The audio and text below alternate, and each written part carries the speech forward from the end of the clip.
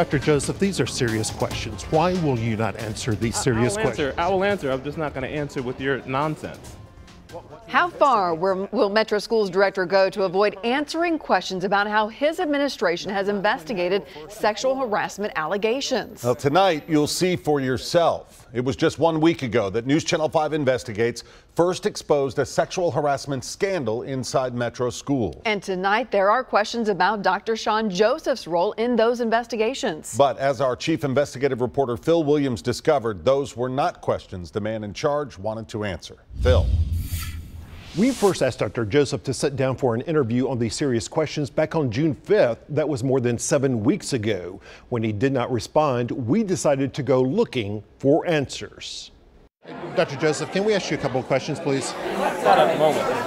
Okay. 7 weeks after our first interview request, we caught up with Dr. Sean Joseph at the downtown library at a news conference where organizers announced he would be available to answer questions. But after Joseph spotted our camera, the Metro Schools director bolted for a back door, looking for another way out. Dr. Joseph, why will you not answer our questions, sir?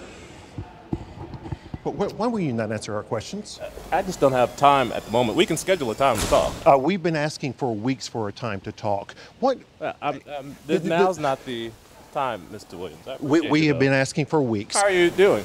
The question is, how are you handling sexual harassment allegations in the district? Well, that's the important question. Yeah. We'll find time to talk. I appreciate you. We wanted to ask about the sexual harassment scandal surrounding Dr. Sam Braden, the executive principal of John F. Kennedy Middle School in Antioch. Our investigation discovered the district's own investigative files were filled with horrific allegations against Braden. Allegations of sexual harassment and inappropriate conduct stretching back months, including claims the principal hired a school employee from an adult bookstore he allegedly frequented. It wasn't until 2 days after our first report on Braden that the district finally placed him on administrative leave. We wanted to know what took so long. I'm not going to answer your question right now. The fact that you put Dr. Braden on administrative leave, does that indicate that your office did not handle this well to begin with? No, it doesn't mean that at all, my friend. We'll find time to talk. I appreciate it. I'm not going to talk about an open investigation. I appreciate you, though. So we also had questions about why Joseph, when NewsChannel 5 Investigates first began asking to review the district's HR files, did not attempt to figure out if there was a problem that needed to be fixed. Instead, he sent a memo to board members saying he was concerned that the reporter will report on information that was alleged. He promised to get the district's lobbyists to address the issue of confidentiality regarding human resources files in the next legislative agenda. In other words, he wanted to keep such allegations secret. Did you drop the ball?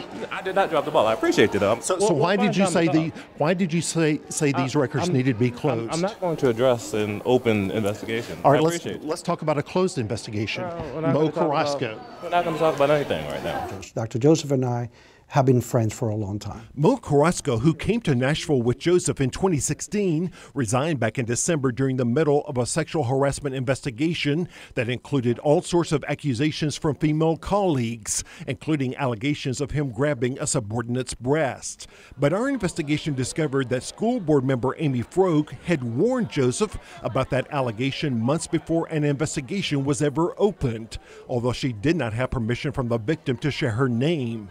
The files contain an email from Carrasco revealing that instead of asking HR to investigate, Joseph went directly to his friend. Carrasco himself asked, why didn't Dr. Joseph contact HR at that time? Why did you not take action to protect employees? Well, you know there's more to that story. So tell me. If there's more to the story, please tell me. In fact, Metro Schools' own rules say any employee with supervisory authority who has knowledge of behavior that may constitute harassment must report such behavior to the Human Resources Department. Ms. Froeg first came to you. You did not order an investigation. Because we don't do Did we miss our exit? investigations that are anonymous. Yeah, this way, sir.